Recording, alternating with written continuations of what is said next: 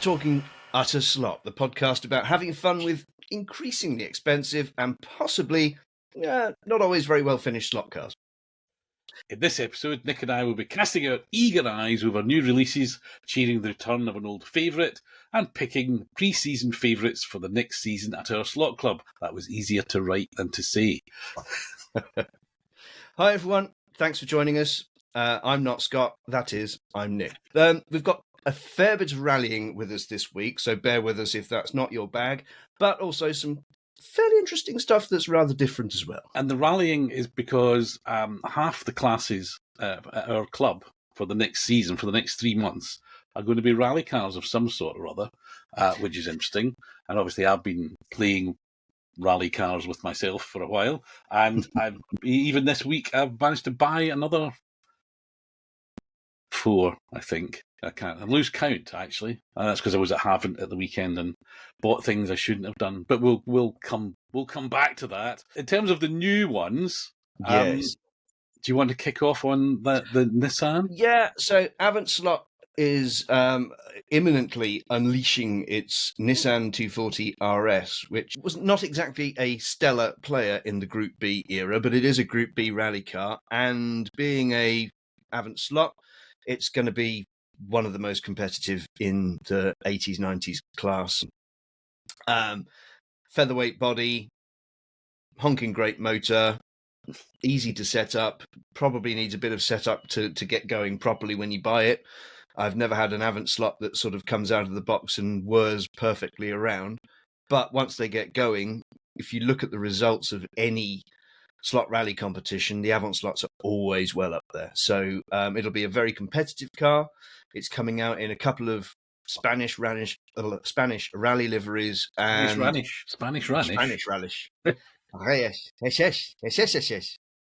Sorry to our Spanish potential viewer.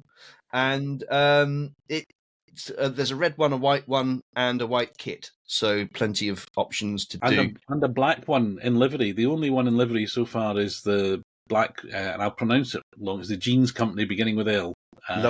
Lewis, thank you. Yeah. Which I think, when I just saw the naked car, let's put it that way, I thought, not sure. It's a bit of a caricature. But actually, with the livery on it, it does look a lot better. There's only one way to judge it. It's got to be a Sheikha Mehta livery. Sheikha Mehta, Nissan, Safari Rally, that's it. That's all there is to it. What about a Terry KB with the boot slightly crunched in? Yes, very possibly. Yes. Good old Terry. So the good thing is there's a good few liveries that should come on that one. There's the inevitable Marlboro, which of course they'll do, but hopefully they do what I refer to as the works liveries, the red, white, and blue ones. So with that, and with the 510, is it that Slotted Polycar are doing the Trans Am car? Yeah. Next year, so next year's going to be a Nissan theme, really. I like Avant Slot, but they're very expensive, and whether I'll get one or not will depend on how good they do that red, white, and blue livery. But we will see. But that's obviously going to be a while away before we get to that one. They are expensive. I mean, it's £80, isn't it? Yeah, I mean, one of my friends has this theory that every slot car costs £90. Either costs £90 and it works, or you spend £50 and you have to spend another £40 buying bits to make it work. I mean, it's maybe just what they cost these days. I don't know. It does feel terrifying. I can't remember when I shared it with you. Recently, an old school friend, well, he's the same age as me, a school friend,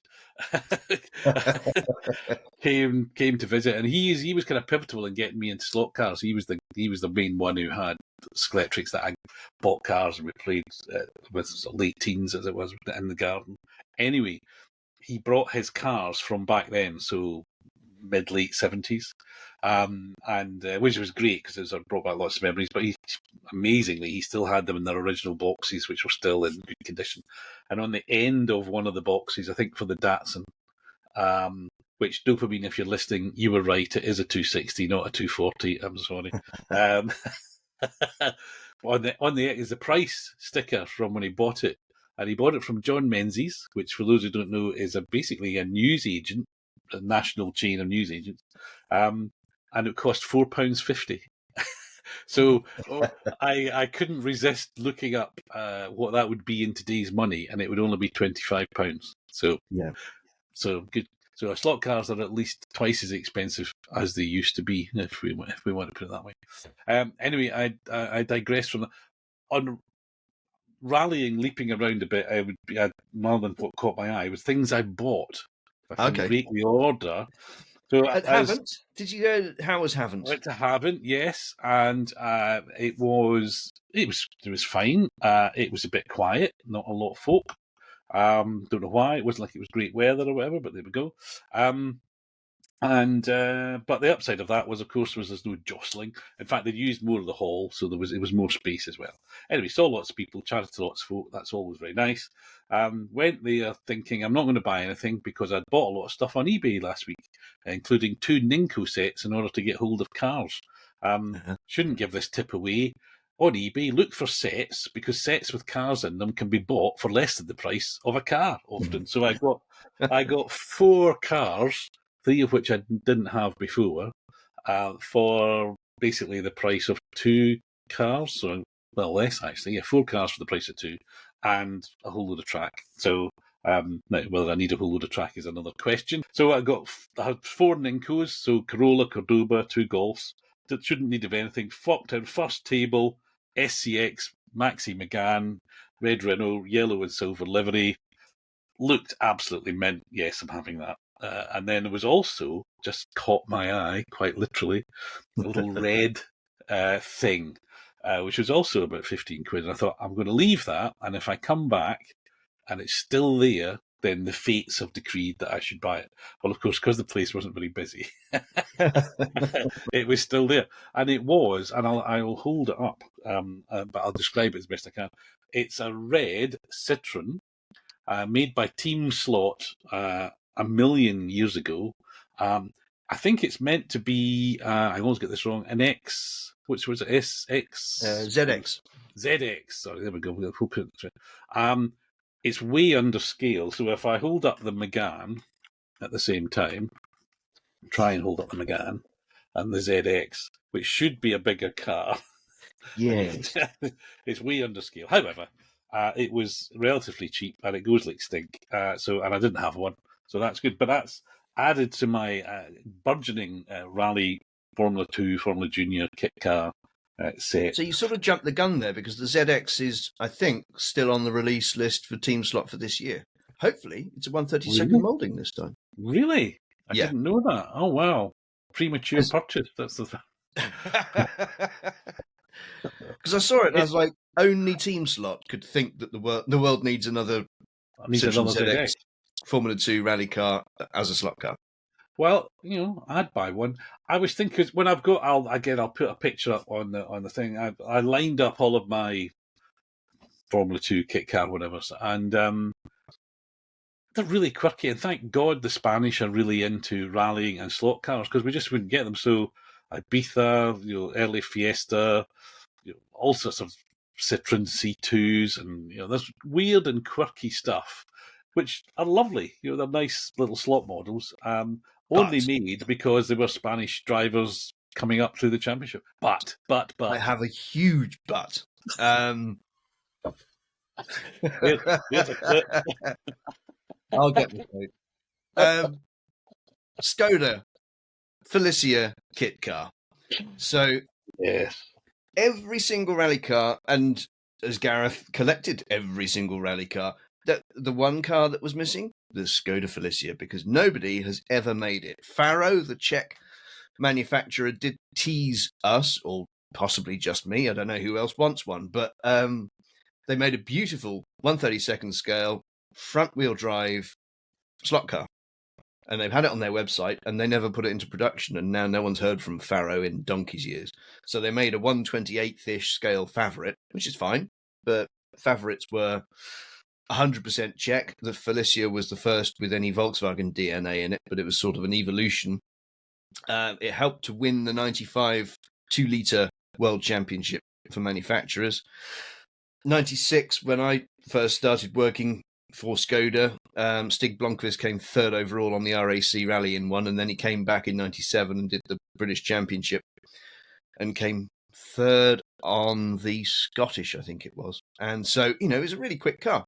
And obviously Skoda had been winning stuff forever and ever with John Hogland and other people. And it's just bizarre to me that the Felicia still, after 25 years back in the hobby, isn't made. Well, I'm going It's the only one. I'm going to postulate that's because it never had a Spanish driver. Yes, probably. That's we owe a lot of this to we owe a lot of the cars that we have to the Spanish drivers who've had their backside in one, but or Repsol. Repsol never sponsored it, and there was no Spanish driver. It's got no chance. You need an enterprising 3D printer to come up with a Felicia kit car. Well, they will. Somebody somewhere will have designed the wireframe or whatever you call it for it. Maybe, hopefully, I don't know.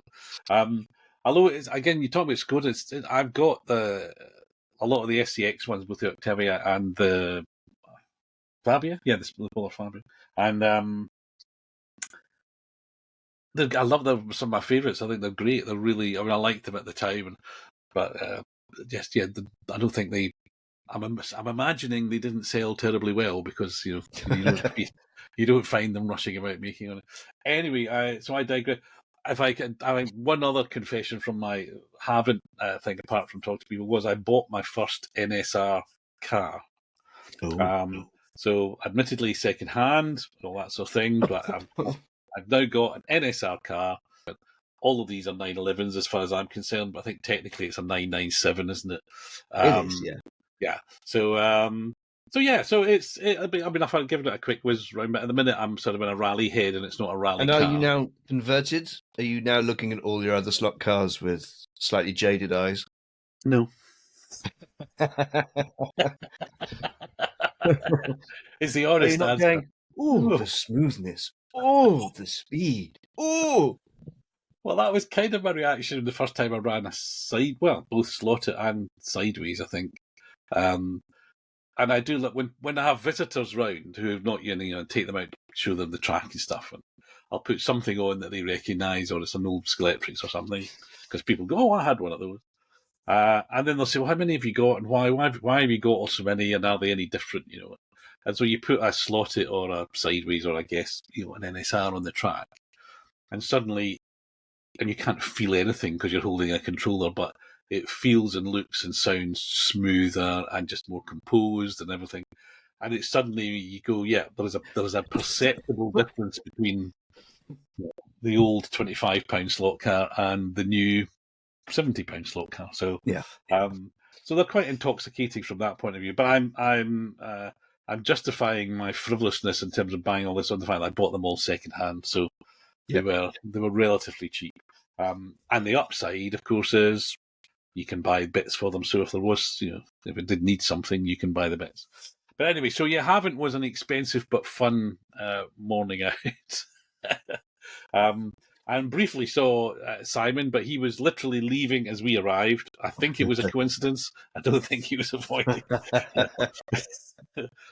And little disappointingly, there were no pink Cobras or brown Lotuses or any of the new stuff, which we may come on to talk about later. None of that was in evidence, so no, I didn't see it anyway. Put it that way. So I couldn't have a good close look at it. Anyway, that's kind of enough of me. What else do we want to talk? Oh, rallying wise, yes, the big news. Big news is that Slot Rally GB is back as a championship in 2024. So we'll obviously, from that event that you and Gareth sort of dreamt up and Gareth sweat blood putting together, he then carried it on as a championship until, frankly, running a championship was far too much sort of trying to pacify people who wanted different rules done, and he was like, okay, you do it. So the Lunatics took over the Asylum. It was all the same people that race GT3s and whatever else, and they do it their own way, and it became more of a tuning competition than a turn up with a rally car and have fun. And sure enough, the numbers dropped off. And sure enough, it was just the same people who don't particularly like rallying anyway, and they stopped. So it's been dead for 10 years, pretty much. The rallying torch has been carried by particularly Phil Barry and the Abergavenny Rally Slot Club. Yep. And so, and Phil Field and there's others around the country. We've done our little bit. We have little slot rallies on our old stages at Farnham, now Farnborough. And so Phil B has been desperate to get it all back together again, and he's done a really good job, I think. He's got a calendar of 6 events, starting at North Wales Slot Car Club on Saturday the 17th of February before it moves to Oxford. Wales in February. Wales in February, driving at 20 miles an hour to get there. We should leave on about Christmas Eve in order to get there. For non-British listeners, we should explain that the Welsh local government, in their infinite wisdom, have put it isn't a blanket speed limit, so not every road is 20 miles an hour. But for the purposes of but for the purposes of humour, so all urban roads that used to be 30, which was the normal kind of in-town sort of road, now down to 20. But apparently they haven't put all the signs up yet. So if there are some roads where you'll see 30 and it's not really, it's 20. And there are other roads which will still be 30, but you can't trust that because you don't know whether they'll put the signs up or not. Anyway, so everyone is joking about going to Wales taking even longer, or perhaps getting out of Wales taking even longer. I don't mean it. But anyway, sorry, I interrupt. But yeah, Wales, rallying, wet, wintry Wales, these things go together. They do. Absolutely. And, the world is a much better place for them. So, yeah, Oxford. So we might actually see Pedro do his first slot rally on Sunday, the 3rd of March. Then Isle of Man, which is probably why 5 out of the 6 rounds count for points, because it's a bit of a trek to get to the Isle of Man. But I know from historic experience that when they do it brilliantly. They are very committed to making their rally stages really good over there. So that's 20th and 21st of April.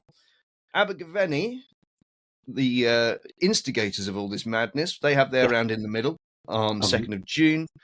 Then down to the south coast. Now, rallying in the south, I mean, it just, it doesn't happen. People never trusted Richard Burns because he was from Oxford, which is, way down there. You need to be up north. Rally people from up north. So, Worthing going to have a rally on the 27th of July, which I can't make probably, which is really annoying. And then the finale. You'll have to go to the Isle of Man then, so you can't afford to drop the points. Yeah, I know, exactly. Do you know what? I'd be quite happy to do that. Farnborough Park Scalextric Club, Sunday, 27th of October. Probably we'll have something going on the Saturday as well. Invite some, because we're actually in a school, in the basement of a school, so we might well do something that the kids can come along and play with and have a go and whatever else. So we'll see. But it's exciting that it's back. I think when it happened before, certainly when I first did it in sort of 2011, 12, 13, having classes for standard SCX, standard scalextric, standard cars, really brought out the lads and dads element and made it, really crowded and really nice. And you can tell how popular rallies are because, the ones in both of the clubs at Abergavenny are always popular. They're chatty. They're, full of people catching up with each other because we haven't seen each other for a long time because there haven't been any slot rallies. So I think it's really good that the category is coming back on stream. And also, we've got these great new cars coming out to support it. Yep, I agree. I think, and I hope, I know there's already some talk about having sort of box standard classes as box standard as you can get, because I agree with you. I mean, that's what I'd like to enter, because I don't particularly do tuning and all that sort of stuff. So if I can take a car out of its box and put it on enter it and have fun, that's good. I'll probably do that anyway, even if I'm going to end up in the bottom 5. But it would mean if there was a sort of separate little class. And I think rallying was always, but there was always classes within classes, wasn't there? I'm deviously sort of measuring things and looking at what 3D chassis are available because Once the first. so yeah, I mean, one of the big changes in Slot Rally is that 3D chassis are now a thing.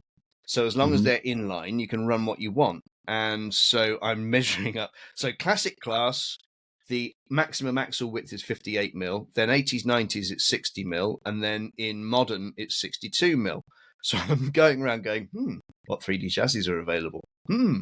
And how wide are things? So, for example, here is a Revo slot Escort body, which is about 25% wider than the scalextric one. You can easily fit wheels in there at 58 millimeters. It's just trying to find a chassis which will go under it, which isn't metal, because metal chassis aren't allowed.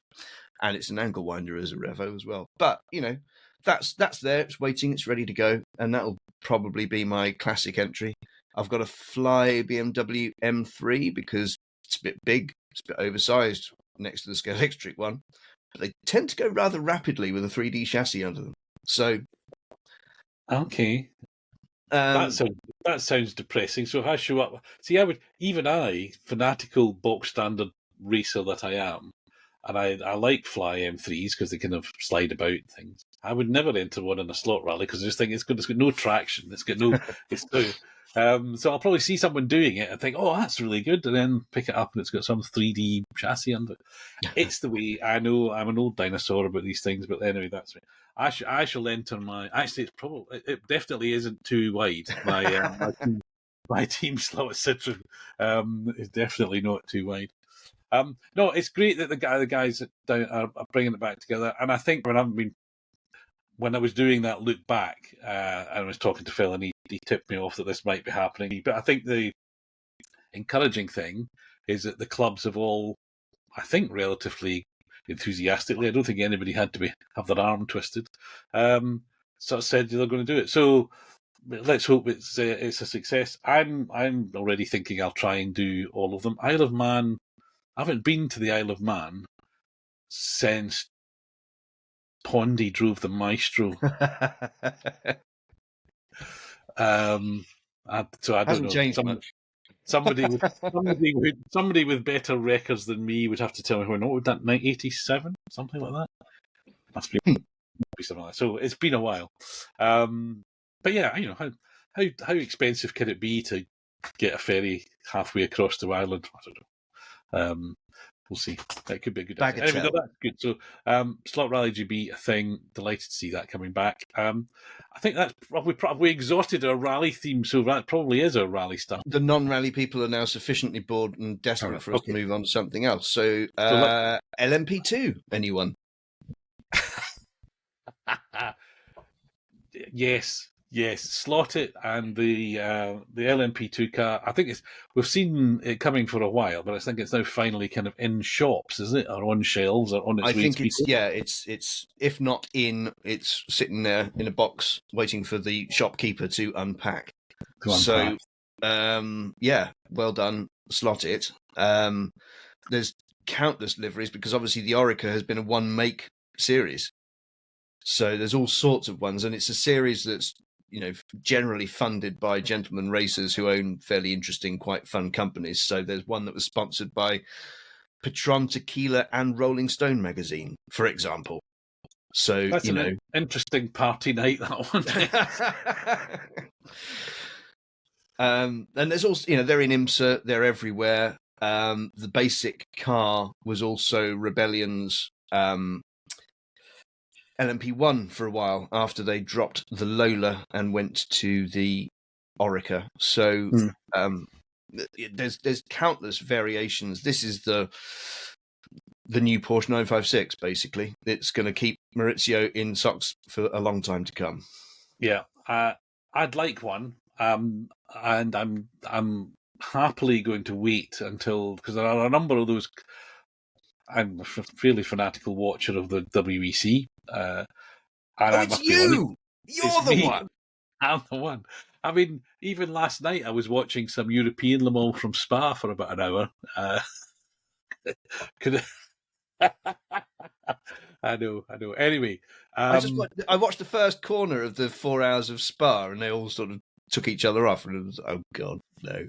yeah, that was very professional, wasn't it? I always feel for the teams that some poor mechanics have spent weeks and days and hours and all night probably preparing this car for the aforementioned rich kid, and he piles it into several other ones on the first corner.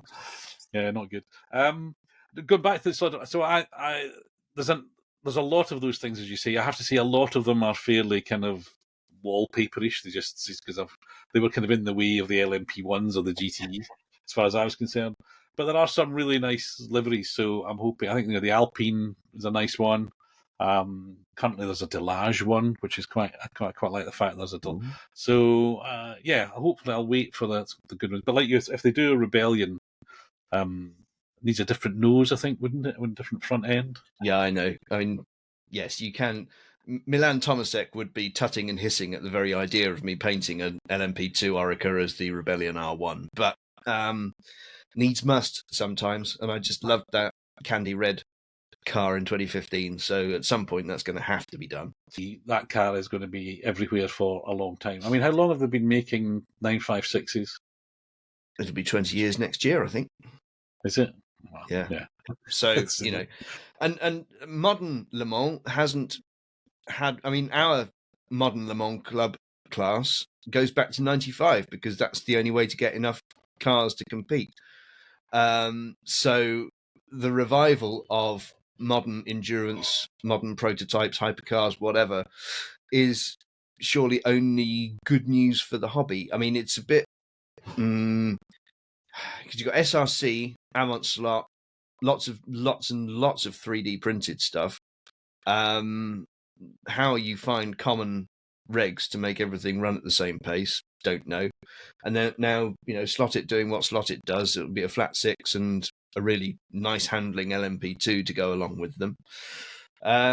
Yeah, I think it's sort of boom time for the first time in 20 odd years. I mean, I'm sure the guy, Gary at Disca will have to come up with some rules. I think he's already put out some rules for next year, hasn't he, for the 24-hour? I know he doesn't like SRC ones, does he? Because they're too wide. He always complains bitterly about the SRC Toyota, which is like somebody stood on it. Yes, I got one because I would, wouldn't I? And it is a disappointment. But that's me. I'd rather it was a scalar model than it is. But there you go. That's just me. I'm sure. I got one and I painted it as an Alpine. And it looked all right, so I was quite happy with it. But I just couldn't get it dialed in. It didn't like our rough Ninko track. So I sold it to somebody at East Moseley. So, they run on wood, I think, these days. And so it's perfectly suited to that. And he's very happy with it. So, well done. Talking of the club track, yes, probably segues nicely into the fact that yesterday, I think it was, the classes for the next. So we should explain that the classes are the same for 3-month seasons, as it were. So we're just coming to the end of September, so the end of the ones we've been having, and there's a whole 3 months coming up of the new ones. So quite an interesting step. And we were discussing. We were going through what might and may not be. So I said, well, let's do that on the show. Yeah, I mean, our club's a bit different to most in many respects.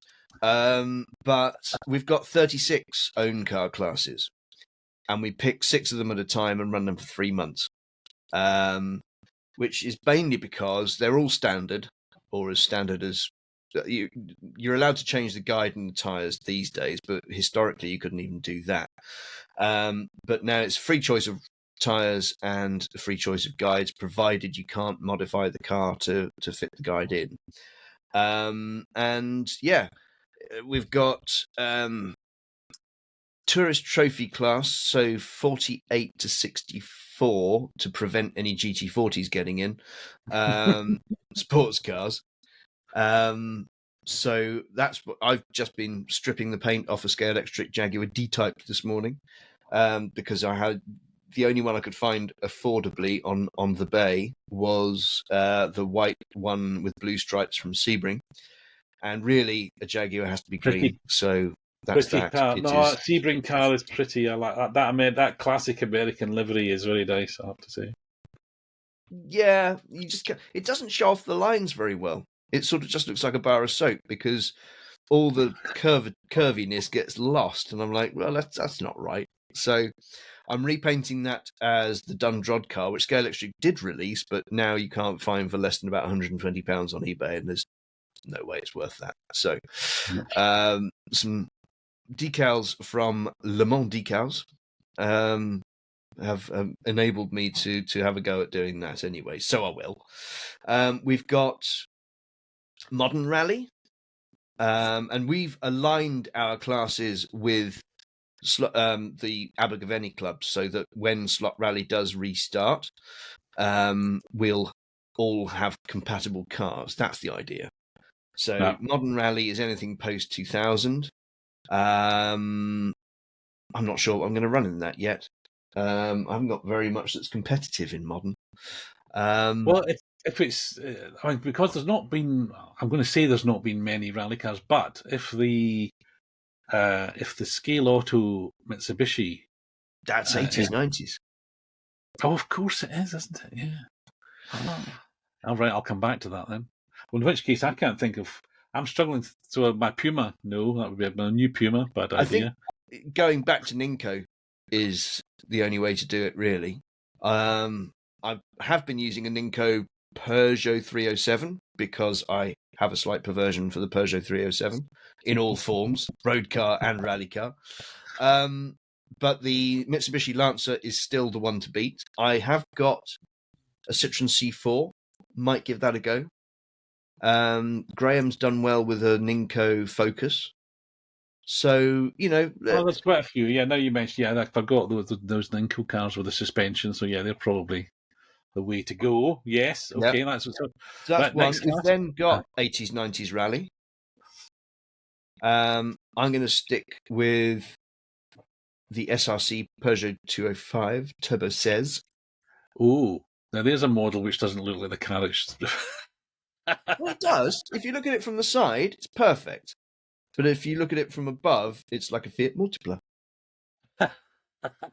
There's room for a third person in the middle, which and it's been sat on at the back. I mean, I know they could have I think because all of those cars have got the same wheelbase because they use the same double shafted motor, didn't they? So every SCX rally car had to be the same wheel. No. This is the SRC. Sorry, right, okay. So the SRC one, that looks spot on. Yes, I agree with you. Yeah, a bit wide, yes, but yes. Yeah, exactly. Then you look at it from the front and go, but it counts in. All right, okay, all right. Sorry, my brain immediately went to SCX for that one. Sorry. Oh, the old SRS2 one with the Lexan body. No, they did a regular 4-wheel drive, but it was the 206, not the 205. So I mentally added one and carried on. So that's a good one. The old MSC or Scale Auto Imprezas and RS200s and 6R4s, that sort of a thing. Those are all the ones to have, really, in that class. And then we've got Raid. The SRC Delta, if you really want to spend £100 on a club racer. Yes. Or, in fact, they might have their Quattro out by next year. Yes. So there'll be quite a lot of expensive options. Can we have an age, width, and price cap? Yeah, must be available at the time of racing for less than £50. You know. So we got Raid. Yeah.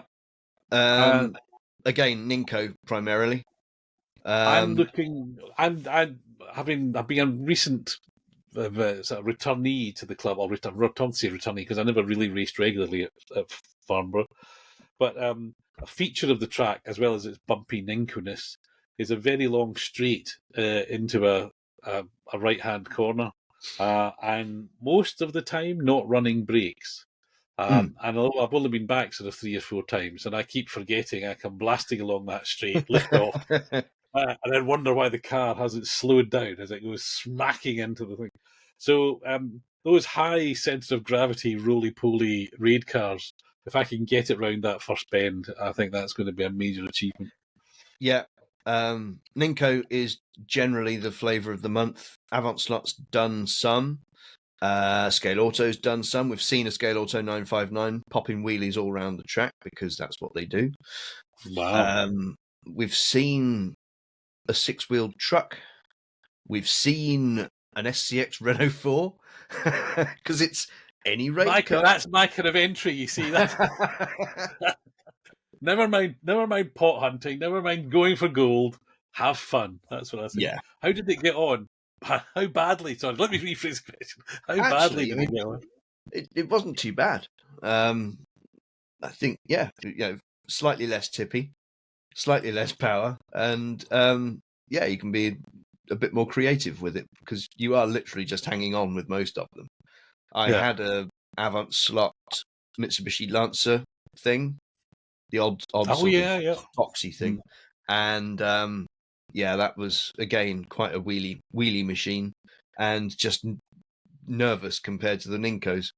Obviously, because the Ninkos are 50% wider than the scale car would be. Yeah. So but it's a fun class. Yeah, that sounds good. What's the last one? What's the? Can't remember off the That, top of my head. or, Modern DTM. right. Which seems sort of boring in comparison to all that character that we're going to It have does, for these doesn't it? Particularly rally because cars and classics. it's 2005 onwards, so it's only the 4-door saloons or the late 2012 onwards coupes, which means it's primarily SCX or Carrera is the choice. And they are actually much more closely matched than you might have thought. When those cars first came out and 3D printing first happened, there was a open DTM event at Wolverhampton, and Carrera cars won both the standard and the 3D printed. So I thought, oh, great. Wow. And I did some work with BMW when the current or the last generation of DTM cars came out. So I got a BMW M4 thinking, well, it looks the business. It looks right. And it was horrible from the get-go. Wouldn't stay in the slot without the magnet in it, which was very upsetting. But I'm sort of committed because I'm not going to buy another DTM car because the series is dead, or it's a GT3 class now. The cars are not very interesting to me. I love DTM first generation. And there's still that whisper, isn't there, that Slottit is going to bring out the Audi V8 DTM. Really? Yeah. Wow. That would be. I suppose there's a few liveries. That'd be a big car. It will be a big car. We might need to see maybe we'll get some of those big boxes. Buy some of scalextric's big boxes off them. Big boxes. Yeah. That's good. I think for me, it's part of the fun of, as much as I enjoy racing on my own, could you call it racing, but with the club and the classes, it's that when what am I going to run? What have I got? And for me, it's a balance between what have I got, what don't I mind getting damaged, because invariably it probably will. I mean, it's not because people are driving badly, but just you're trying hard and I fall off or someone comes off in front of you, then And your wing mirror if you do fall off, you have to deal with the grabbers as well. The grabbers, yeah. My Mark II Escort was thrown around rather a lot. To the point where I thought I think it was about the third time it fell out the grabbers. I thought there's an issue here. But some sort of initiation ceremony I'm going through. But no, but it's part of that fun of it. And also, I think, again, Jim, one of our friends at Liverpool, he races something different every time. He uses it as a chance to kind of exercise different stuff in the class. So I think it's one of the great aspects of club racing. It can look pretty daunting if you show up and there's this big track and there's these people looking very serious and intense and going fast. But actually, there's a lot of fun, not even at the track, just about what you're going to take and does it run and all that sort of thing. So it's good fun. I look forward to. So that's basically from next week, is it? From October? Yes. Yeah. So Q4 classes have been chosen. So we've got a few minutes to go.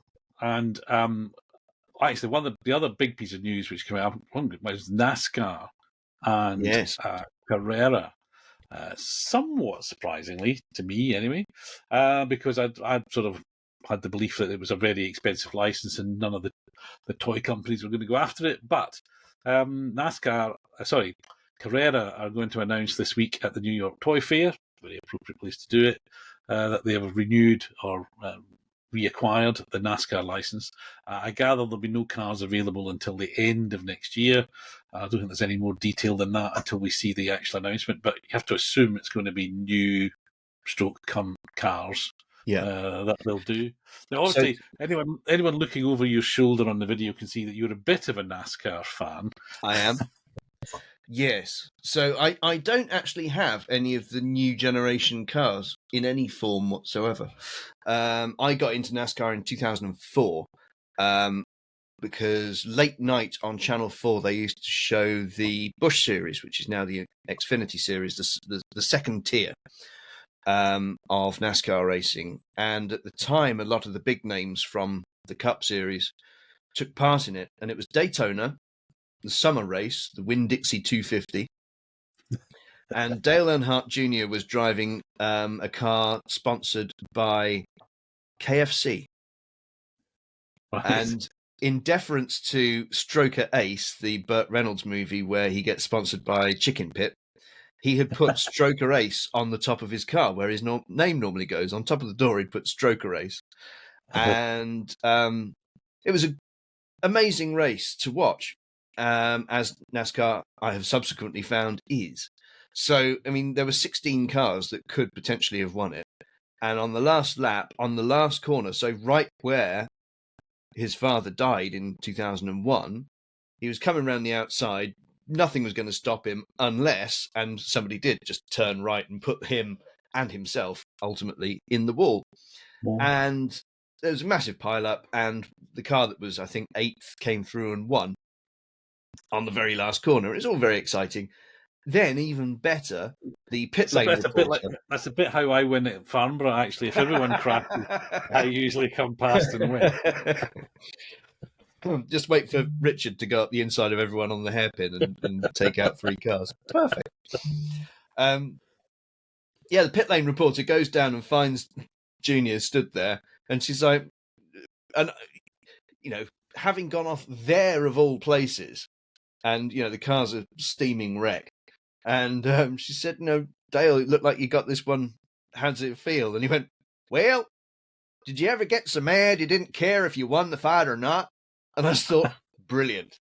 Why can't F1 people and things? It's like, because I've now since become addicted.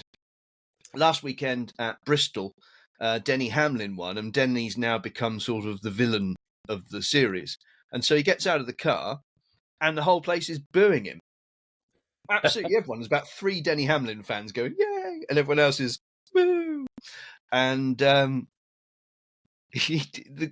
TV guy sticks a microphone under him, and he goes, hey, guess what? I beat your favourite driver. And the TV guy goes, who do you mean? And he went, all of them.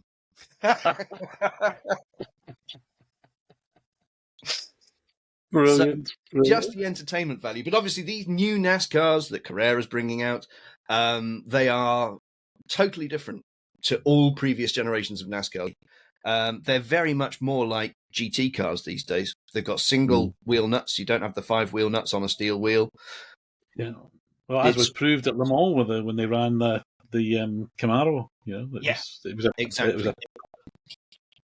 And it ran very well. So you can see why there's an incentive for Carrera to do it. I'm sure that Le Mans livery will be one of the first ones to come out. The series is getting back on its feet again. It sort of had a slump 10 years ago, and it's now gradually working its way back up. They're doing street races. They're doing more, road circuits. They're doing more short ovals. They're just trying to mix it all up. So, as a class, there's a whole lot going on there. As a fan, I've got a fairly sumptuous collection of NASCARs in slot form and hanging on the wall. So Happy days for me. I would imagine for the American market, there is no better slot car to sell. An LMP2 car in America. I mean, what the hell is that? You know, I would imagine nobody knows what that is. So, I gather Carrera are kind of they're the dominant slot car brand in America, I think, in terms of what the volumes they sell. downside, of course, isn't it? It's going to be a Carrera. No.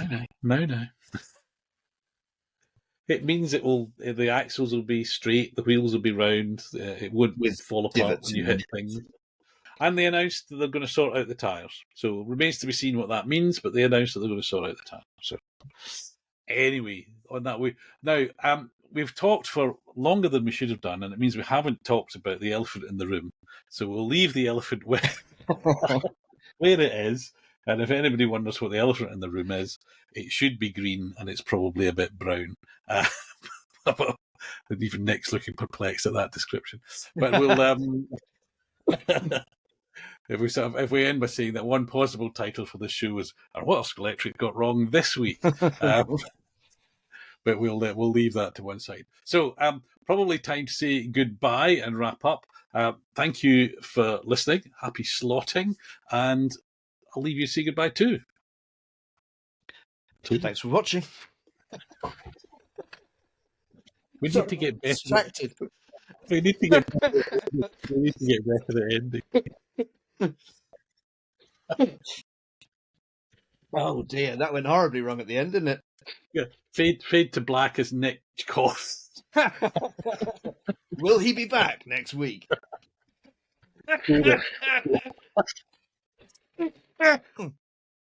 Oh, the odds are not good.